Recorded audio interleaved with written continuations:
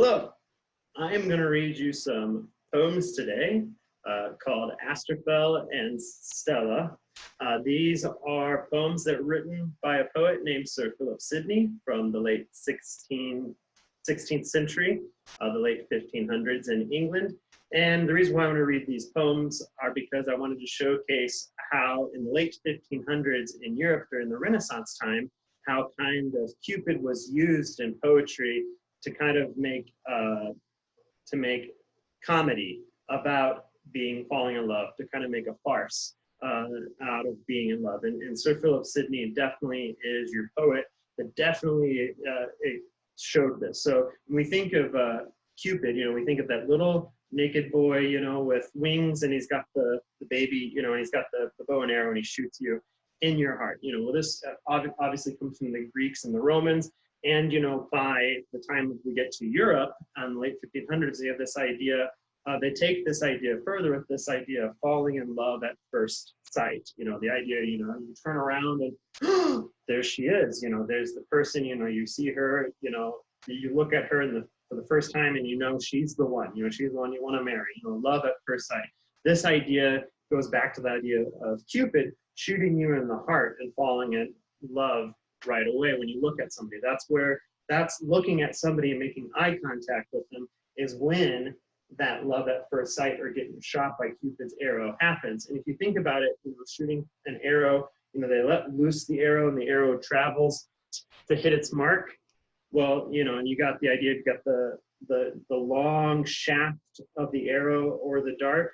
The idea would be when a woman looks at you in the eye with your eyes and you have eye contact, it's like a beam hitting you, and that's kind of that moment that you fall right in love.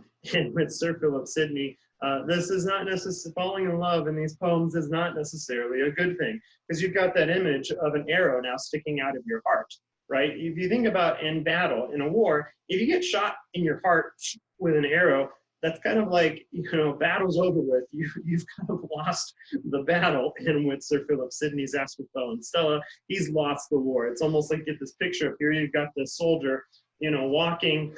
He's got this arrow sticking out of his heart. All of his friends going, "Hey, Astrophel, how's it going? How are you doing?" He goes, "Going? How's it going? Do you not see? I've got an arrow sticking out of my chest. Do you not see the blood spurts blotting out everywhere that I walk? I'm in love. Of course I'm not okay. I got an arrow sticking out of my chest." So you've got this idea, it'd be like love is like a tyrant who's invaded your country and has taken you over, and you've lost your freedom. You're now a slave to love. And, you kind of got this idea of, you might be this big macho of a man, big puffed out chest, and, strong and muscly, I'm all that in a bag of chips. And with Sir Philip Sidney, you've got this idea, yeah, but the moment that you turn and you see that beautiful woman, that woman that you're supposed to marry, that love at first sight, that all of a sudden that big, man's man of a man, all of a sudden goes, "Oh, I give up, I surrender, here, you win, I lose." And so you've got this idea, even the manliest of the mans cannot be overcome by the looks of a beautiful woman, and that, yes, that woman will defeat that manly man. And now that manly man turns into, "Yes, dear, what is it, dear? What do you need, dear? What can I do for you, dear?" He's been defeated. He's been captured by love, right? And she's won. And so, again, with Sir Philip Sidney, the humor that he tries to paint here is that it's not a good thing being in love. This before I was, I could do what I want. I was a bachelor. I could wake up when I wanted to. My apartment could look like however I wanted it to. I could do whatever I wanted to do. But now, whenever I have a free thought, who do I think of? Stella. Now when I'm at work, what do I think of? Stella. Now if I'm writing anything, who is it that I'm writing about? Stella. I cannot stop thinking about Stella. This is terrible. And this is exactly kind of the humor that Sir Philip Sidney is trying to paint. So you kind of, again, have this idea that Cupid, where's Cupid at? Well, he's in the eyes of Stella, the woman's eyes. And so the moment when Astrophel looks at her eyes, Cupid will shoot from Stella's eyes, the arrow, they can fall in love. And to also paint with that imagery, you've got Stella's eyes herself is a big prominent image in the poetry. In fact, how is she described as?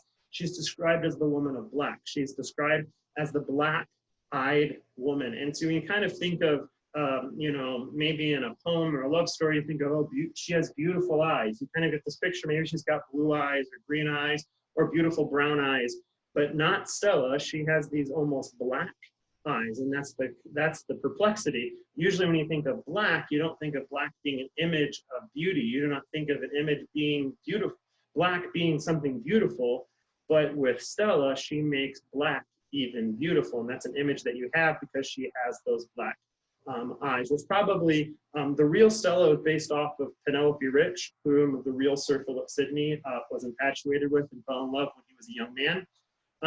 And it's most likely these poems are autobiographical about, you know, his love for her. And she was a real person, and she most likely had really, really dark brown eyes. She kind of was known as the lady with dark eyes, the black lady. She wore black dress, was her favorite color was black, so she wore a black dress all the time. If you ever went into her bedroom, the curtains were black, the bedspread was black. Back then, the beds used to have posts and fabric hanging from it. Well, her fabric hanging from her bed was black, not white. So it was very common for her to be known and referred to as this black woman. She was very beautiful. She had a lot of admirers all throughout her life. And that's kind of the humor, even back then, was that usually when you wear a black dress, you're in mourning. Someone has died. And the humor for Penelope Rich is the reason why she wore that black dress. It's because of all those young men who've died because they can't fall in love with, and died in their heart because their love cannot be returned, which Sir Philip Sidney is the beginning of this. This is why you have this imagery of her black eyes, or making black so beautiful.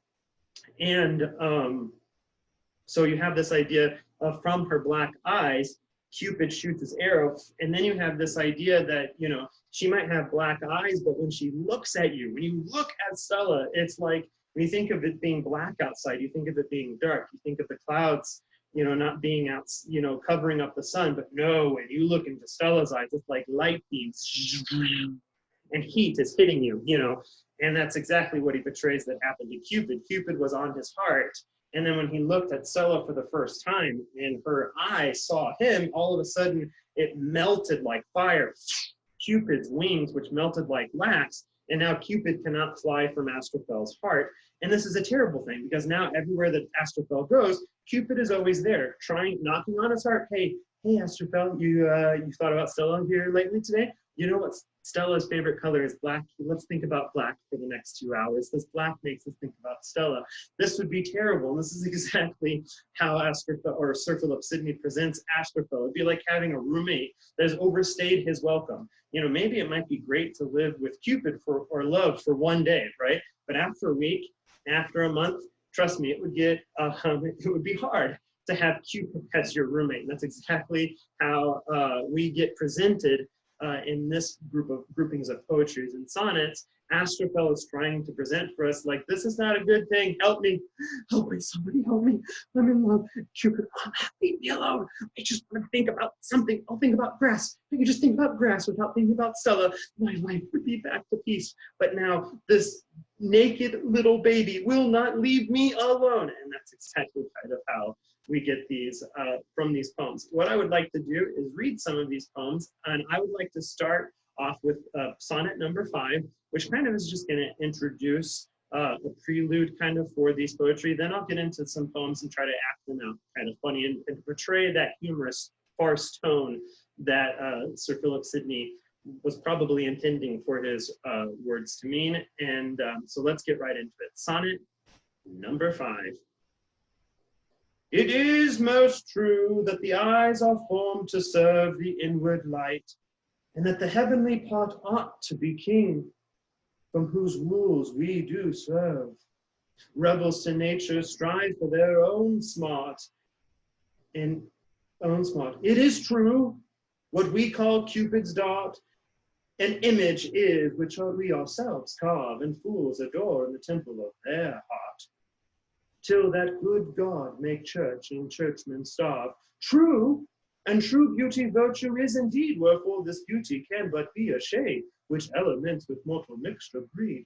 True, and on earth we are but pilgrims made, and should in soul up to our country move. True, and yet true, I must Stella love. Sonnet number 8. Love, born in Greece, of late fled his native place, forced by that tedious proof that Turkish hardened heart is not a fit mark to pierce his fine-pointed dart, and pleased with our soft peace, stayed here his flying race, but finding these north climes too coldly for his embrace. Not used to frozen cliffs, he starved to find some place where his most ease and warmth he might employ his art. And at length, he perched himself in Stella's joyful face, whose fair skin, beamy eyes, like morning sun on snow, deceived that quaking boy, who thought from so pure light effects of lively, whose heat must needs in nature grow. But she, most fair, most cold, made him thence take his flight to my close heart, where while some fire brands he did lie, he burnt unawares his wings. He cannot fly away. Sonnet number 20. Fly! Fly, my friends! For I have received death's wound! Fly! See there, see that boy, that murdering boy, I say, who like a thief head in a dark bush doth lie, till bloody bullet get him's wrongful prey. So, like a tyrant, fitter place could spy, no, fair level, his level so secret stay. There with his shot himself he clothed doth lie, that sweet black which veils the heavenly eye. Poor passenger, there did I pass by now, and stayed and pleased with the prospect of this place. Ooh la la, while that black hue from me that bad guest did hid. But straight I saw the motions of the lightning grace, and then described with a glittering dart. But ere I could not fly hence, it pierced my heart.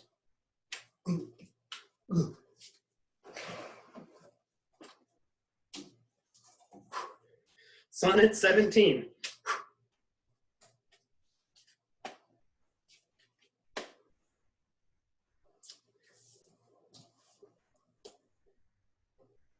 His mother dear, Cupid offended late, because that Mars, grown slacker in her love, with pricking shot, he did not thoroughly move to keep the place of their first loving state. The boy refused,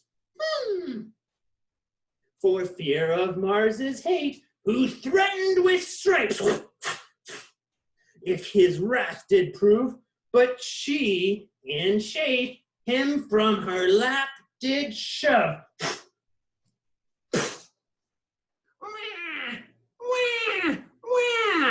Break bow, break shaft. While Cupid weeping state, till that is his grandame nature, pitting him of Stella's brows, made him two better bows. And in her eyes of arrows infinite, oh, for joy, how he leaps! Oh, how he crows! And straight therewith, likewise, with new toy got to play. and falls and shoot and runs. And I was in his way. Okay, sonnet 19. Okay. On Cupid's bow, how are my heartstrings bent, that see my rack, and yet his embrace the same, when my most glory, I then feel most shame, and unwilling run, and yet while I run, repent. My best wits still their own disgrace to invent. My very ink turns straight at Stella's name, and yet my words, as them my pen doth frame, advise themselves that are vainly spent. And though it is pass of all things, it as withal unto me, who fare like him that doth look into the sky, and then falls into a ditch. Oh, let me prop my mind, and met his growth, and so in nature for best fruits unfit. Scholar, saith love, bend hither forth your will. Okay, and then I have two more. Sonnet number 1. Okay, this one I'm going to use this. Oops. And then I need an invisible pen. Imagine that I'm writing with a pen. Sonnet number 1. Oops. Sonnet number 1. Loving in truth, and fain in verse my love to show, that she, dear she, might take some pleasure in my pain. Pleasure might cause her read. Reading might cause her pain. Knowledge, pleasure might cause her read. Reading might cause her know. And knowledge might pity win, and pity grace obtain. I sought fit words to paint the blackest face of woe, studying adventures fine, her wits to entertain, often turning others' leaves to see if thence would flow some words that some fresh or fruitful showers upon my sun-baked brow. Sun-baked brow. Some fresh fruit showers upon my sun-baked brow, but words came faulting out, wanting invention's stay. Invention, nature's child, faint, fled step-dame studies blows, and others' feet still seemed but strangers in my way. Thus, great with child to speak, and helpless in my throes, biting my truant pen, beating my head out of spite. Fool, said my muse unto me, look into your heart and write. Okay, and the final poem is going to be sonnet number 7, and this is, I am going to call this sonnet the eulogy. Sonnet 7.